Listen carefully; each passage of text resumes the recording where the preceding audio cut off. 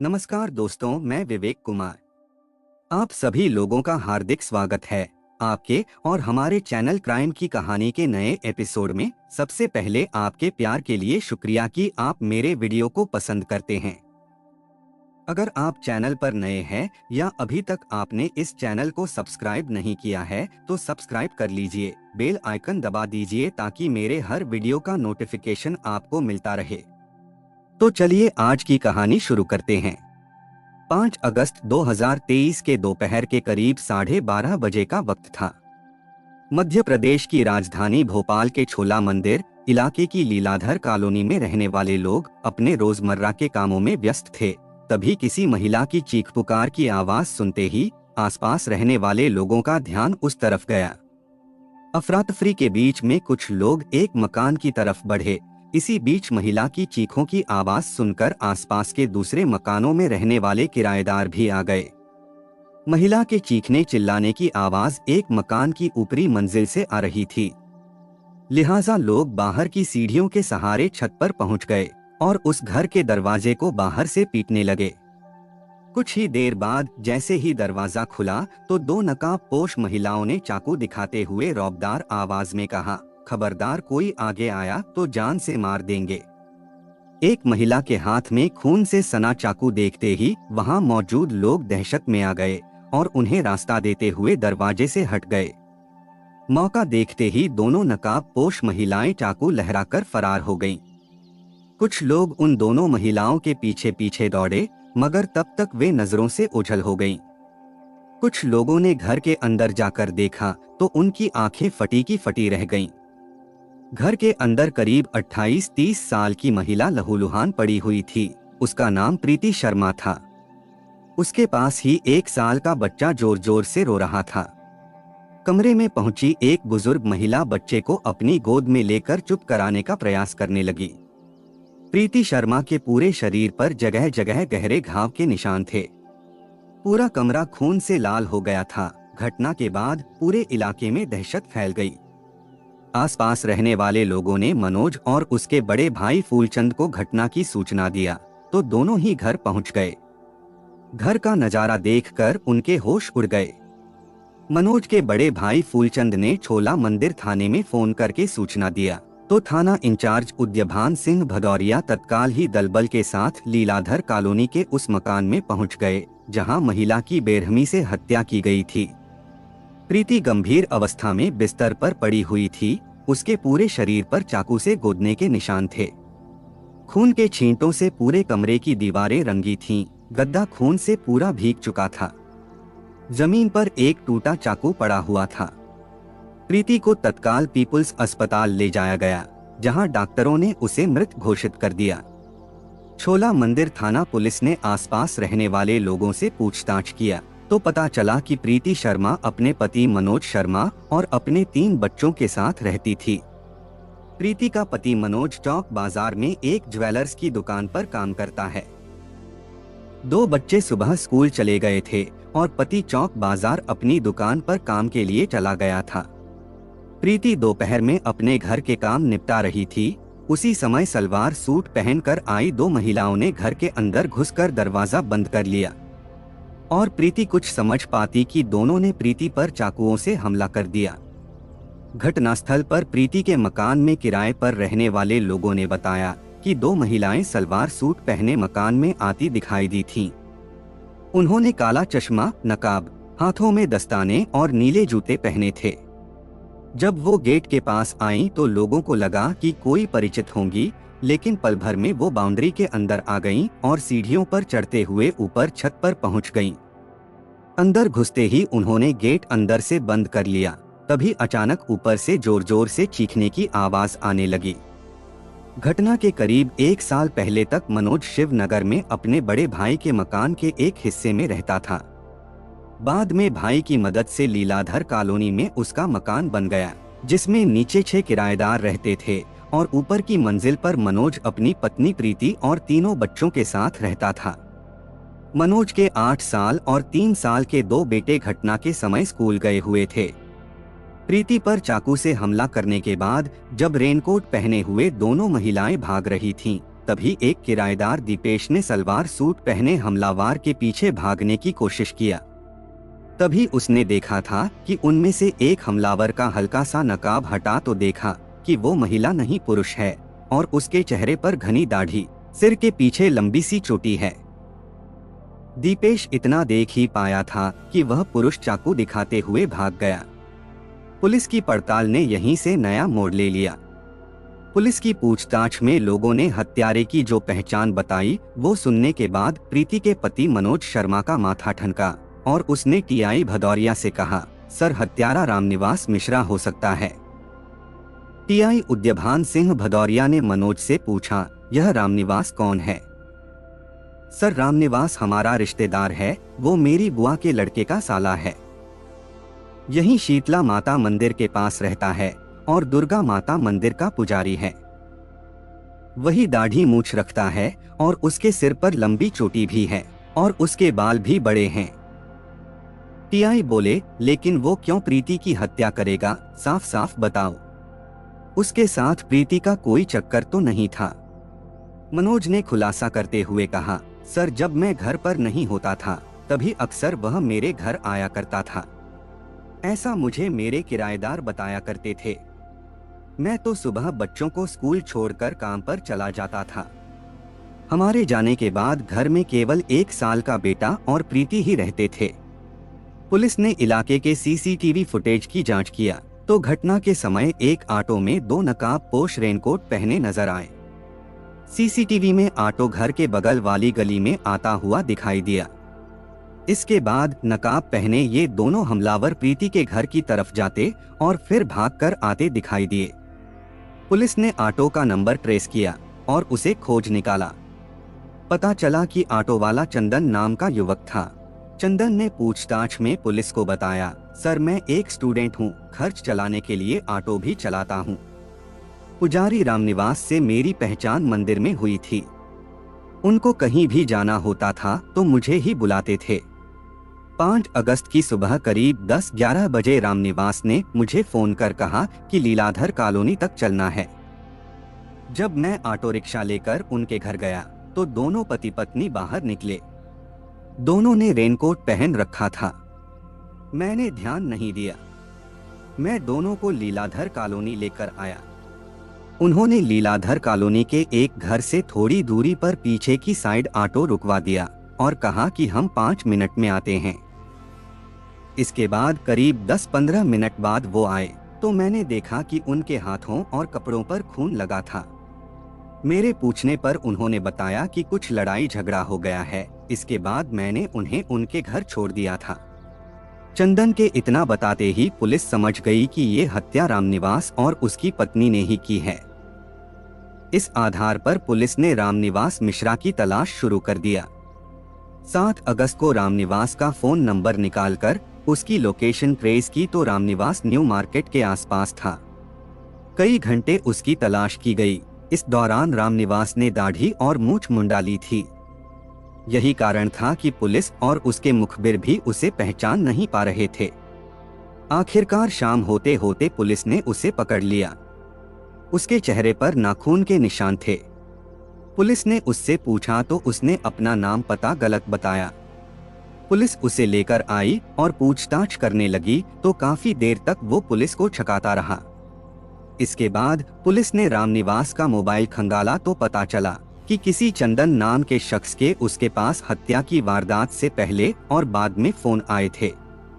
वो हत्या करने से साफ मना करता रहा। जब पुलिस ने सख्ती से पूछताछ की तो उसने पत्नी के साथ मिलकर प्रीति शर्मा की हत्या करने का जुर्म कबूल कर लिया। इसके बाद पुलिस ने रामनिवास की पत्नी शालिनी को भी गिरफ्तार कर लिया। भोपाल की छोला मंदिर पुलिस की पूछताछ में प्रीति की सनसनीखेज हत्या करने के पीछे की जो कहानी सामने आई वह एक शादीशुदा युवक के दूसरी शादीशुदा महिला से प्रेम संबंधों की कहानी थी। भोपाल के भानपुर इलाके में छोला मंदिर की लीलाधर कॉलोनी निवासी 38 साल के मनोज शर्मा की शादी प्रीति से सन 2014 में हुई थी। 28 साल की प्रीति कटनी जिले की रहने वाली थी। दोनों की उम्र में 10 साल का अंतर था। दरअसल प्रीति की कमर की हड्डी बाहर निकली हुई थी इस वजह से उसका रिश्ता नहीं हो पा रहा था। जब भी कोई रिश्ते की बात चलती तो प्रीति के परिवार से जलने वाले लोग उसके खिलाफ लड़के वालों को भड़का देते थे। लोग अक्सर यही कहते कि उसकी कमर की हड्डी निकली हुई है, वह कभी मां नहीं बन पाएगी। कभी कहते कि वह पति को सुख नहीं दे पाएगी। इस बीच प्रीति के लिए भोपाल के मनोज का रिश्ता आया। प्रीति में शारीरिक रूप से कमजोरी थी और मनोज की पहली पत्नी उसे छोड़ चुकी थी। दोनों ने अपनी कमियों के चलते इस रिश्ते को स्वीकार कर लिया और 2014 में उनकी शादी हो गई। मनोज भोपाल में अपने बड़े भाई फूलचंद्र के साथ ही रहता था। जब शादी हुई तो प्रीति भी इस परिवार का हिस्सा बन गई। सब कुछ ठीक चल रहा था। इस बीच मनोज और प्रीति के 2 बच्चे भी हो गए। मनोज के घर उसकी बुआ के बेटे के साले रामनिवास मिश्र का आना जाना शुरू हुआ। रामनिवास दुर्गा मंदिर में पुजारी था। दोनों लगभग हमउम्र थे तो दोनों की ठीक ठाक पटती थी। देवर भाभी का रिश्ता होने की वजह से उनके बीच हंसी मजाक चलती रहती थी। मनोज ने कभी इस नजदीकी को प्रेम प्रसंग की दृष्टि से नहीं देखा, अलबत्ता यही सोचा कि रिश्तेदारी में हंसी ठिठोली चलती रहती है। इसी बात का फायदा रामनिवास ने उठाया। मनोज की माली हालत भी इतनी अच्छी नहीं थी कि वह प्रीति को खुश रख पाता। प्रीति का मन भी अपने से उम्र में 10 साल बड़े मनोज से हट चुका था।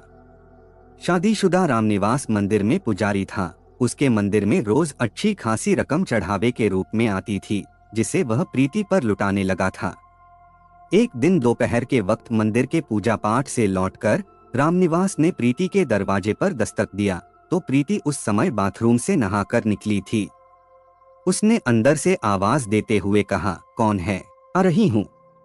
बाहर से कोई आवाज ना मिली तो प्रीति समझ गई कि रामनिवास होगा। प्रीति ने जैसे ही दरवाजा खोला तो सामने प्रीति के रूप सौंदर्य को देखकर रामनिवास अपना आपा खो बैठा। प्रीति झीने गाउन में थी जिसमें से उसके उभार दिखाई दे रहे थे। उसके खुले हुए बाल और पहनावे ने प्रीति की खूबसूरती में 4 चांद लगा दिए थे। मनोज उस समय अपने काम पर निकल गया था और प्रीति के बच्चे स्कूल गए हुए थे। मौके की नजाकत देखते ही रामनिवास दिल की बात जुबां पर लाते हुए प्रीति से बोला, भाभी तुम तो गजब ढा रही हो, तुम्हें देखकर तो अच्छे का ईमान डोल जाए। अपनी खूबसूरती की तारीफ सुनते हुए प्रीति बोली, इतनी खूबसूरत होती तो मुझको तुम्हारे भैया पलकों पर बिठाते। रामनिवास प्रीति का हाथ अपने हाथों में लेते हुए बोला, क्या कह रही हो भाभी, मुझे तो यकीन ही नहीं होता है कि मनोज भैया तुम्हारी खूबसूरती पर नहीं मरते। मेरा बस चले तो मैं इस सुंदरता पर अपना सब कुछ लुटा दूं। प्रीति प्यार से बोली, बस एक तुम ही तो हो जो मेरी भावनाओं को समझते हो। रामनिवास ने प्रीति का रुख भांपते ही उसे बाहों में भर लिया और प्रीति के होठों पर अपने होठ धर दिए। प्रीति के शरीर की तपिश से रामनिवास अपने आप पर काबू नहीं कर सका। दोनों वासना के तूफान में गहरे तक बह गए। शारीरिक भूख जब शांत हुई तो अपने अपने कपड़े ठीक करते हुए वो कमरे से बाहर निकले। इसके बाद जो दोनों के प्रेमालाप का यह सिलसिला शुरू हुआ तो वह लगातार चलता रहा, मगर कहते हैं कि इश्क और मुश्क छिपाए नहीं छिपते। दोनों के प्रेम संबंधों की भनक आखिरकार मनोज के कानों तक पहुंच ही गई। मनोज को आसपास रहने वाले किराएदारों और कुछ हितैषी पड़ोसियों ने बताया कि तुम्हारे घर से निकलते ही रामनिवास यहाँ अक्सर आता रहता है। मनोज के एक मित्र ने मनोज को आगाह करते हुए कहा, दोस्त भाभी और रामनिवास को लेकर कॉलोनी में तरह तरह की चर्चाएं हो रही हैं, तुम्हें बहुत सावधान रहने की जरूरत है। अपनी पत्नी के प्रेम संबंधों की जानकारी लगते ही मनोज के मन में शंका पैदा हो गई। मनोज ने प्रीति को प्यार से समझाते हुए कहा, प्रीति तुम्हें पता है कि कॉलोनी में तुम्हारे और रामनिवास के बारे में किस तरह की बातें की जा रही हैं। रामनिवास का रोज रोज घर पर आना ठीक नहीं है। इतना सुनते ही प्रीति आवेश में आ गई और पति को उलाहना देते हुए बोली, तुम मुझ पर बेवजह शक कर रहे हो। रामनिवास तुम्हारी बुआ का लड़का है, आखिर उसे घर आने से तुम क्यों नहीं रोकते। मनोज ने रामनिवास को भी समझाने की कोशिश की तो उसने मनोज को यही भरोसा दिलाया कि पड़ोसियों ने प्रीति को नीचा दिखाने के लिए झूठ में ही यह कहानी गढ़ ली, उनके बीच ऐसा कुछ भी नहीं है। रामनिवास और प्रीति के अंतरंग संबंधों ने अब मनोज और उसकी पत्नी के बीच के विश्वास की डोर को तोड़ दिया था। इस बात को लेकर अक्सर दोनों के बीच झगड़ा होने लगा। जब प्रीति दूसरी बार प्रेग्नेंट हुई तो प्रीति ने चहकते हुए मनोज को बताया, मैं फिर से मां बनने वाली हूं। मगर मनोज के चेहरे पर कोई खुशी नहीं झलकी। मनोज ने प्रीति पर लांछन लगाते हुए कहा, तुम्हारे पेट में जो बच्चा पल रहा है वह मेरा खून नहीं है, यह बच्चा रामनिवास के पाप की निशानी है। प्रीति ने भी मनोज को खरी खोटी सुनाते हुए साफ कह दिया, तुम्हें यकीन ना हो तो डीएनए टेस्ट करवा लो, अगर ये बच्चा तुम्हारा नहीं हुआ तो मुझे जो चाहे सजा देना। पति पत्नी के बीच के संबंध इस कदर दरक चुके थे कि जब प्रीति का 7वां महीना चल रहा था तभी एक दिन मनोज और प्रीति के बीच झगड़ा हो गया और मनोज ने प्रीति को घर से निकाल दिया। प्रीति मायके पहुंच गई। प्रीति के घर वालों ने मनोज को समझाने का बहुत प्रयास किया मगर मनोज प्रीति को अपनाने को कतई तैयार नहीं हुआ। प्रीति के घर वालों ने मनोज को खूब समझाने की कोशिश किया लेकिन उसकी शंका का समाधान नहीं हुआ। धीरे धीरे मनोज ने प्रीति या उसके घर वालों से कोई संपर्क नहीं किया। वह उनका फोन तक नहीं उठाता था। जवान बेटी अपने बच्चे को लेकर मायके में रह रही थी। इससे प्रीति के पिता की समाज में बदनामी हो रही थी। प्रीति के पिता ने परेशान होकर कटनी पुलिस थाने में मनोज के खिलाफ दहेज उत्पीड़न की शिकायत कर दिया और रिपोर्ट दर्ज हो गई। मनोज को रिश्तेदारों ने समझाया, किसी तरह प्रीति से राजीनामा कर लो मनोज, नहीं तो दहेज अधिनियम के तहत तुम्हें जेल में चक्की पीसनी पड़ेगी। जेल जाने के डर से मनोज प्रीति को साथ ले जाने के लिए तैयार हो गया। दोनों फिर से भोपाल में साथ रहने लगे थे। मनोज के खिलाफ प्रीति ने जो दहेज उत्पीड़न का केस लगाया था, प्रीति ने उसमें राजीनामा नहीं किया था।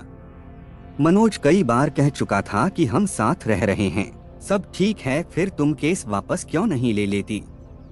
इस बीच प्रीति अपने परिवार में रम चुकी थी। उसका तीसरा बच्चा भी हो चुका था। प्रीति अपने प्रेम संबंधों को भुला नहीं पाई थी। उसके घर रामनिवास का आना जाना फिर से शुरू हो चुका था। इधर रामनिवास की पत्नी शालिनी को भी पति के प्रीति से नाजायज संबंधों की जानकारी हो गई थी। रामनिवास की पत्नी शालिनी के मन में भी शंका पैदा हो गई कि उसके पति और प्रीति के बीच कुछ चल रहा है। इसे लेकर शालिनी का अपने पति से आए दिन झगड़ा होता था।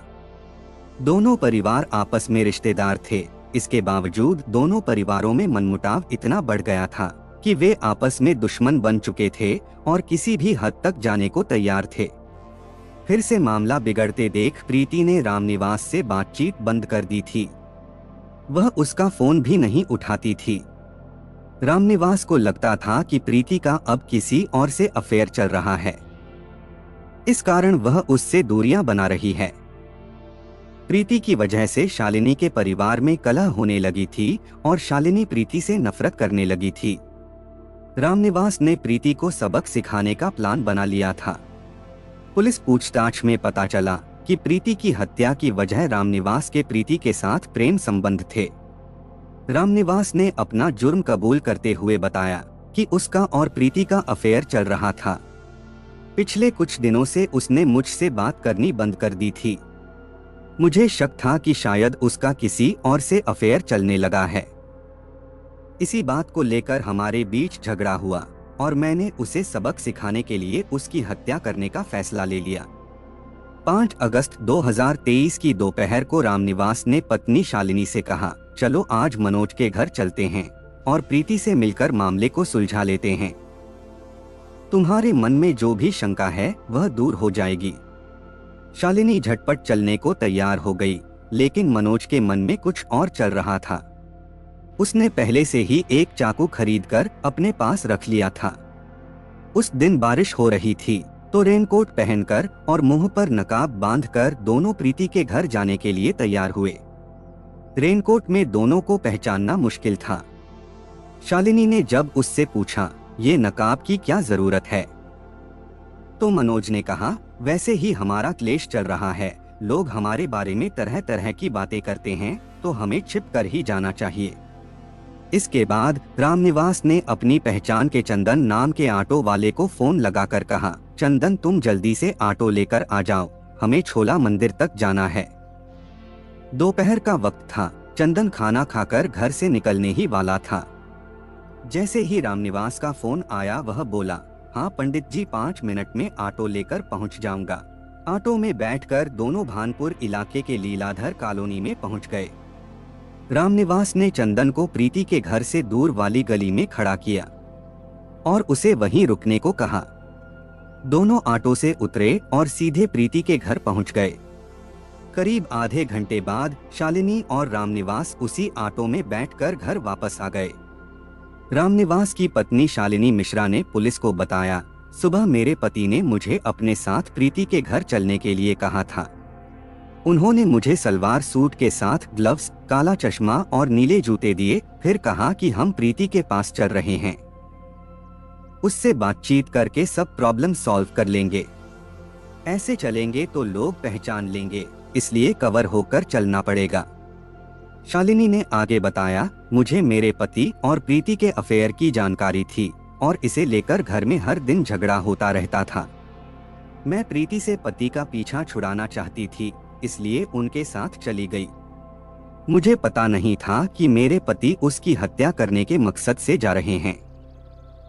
जब हम वहां पहुंचे और मेरे पति ने उस पर वार करना शुरू कर दिए, ऐसे में मुझे उनका साथ देना पड़ा। वहीं पर प्रीति का 1-1.5 साल का बच्चा भी था, मैंने बस उसे ही संभाला था।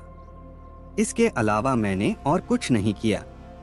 पुलिस ने प्रीति की हत्या के आरोप में 35 वर्षीय रामनिवास मिश्रा और उसकी पत्नी 30 वर्षीय शालिनी को गिरफ्तार कर कोर्ट में पेश किया, जहां से उन्हें भोपाल जेल भेज दिया गया।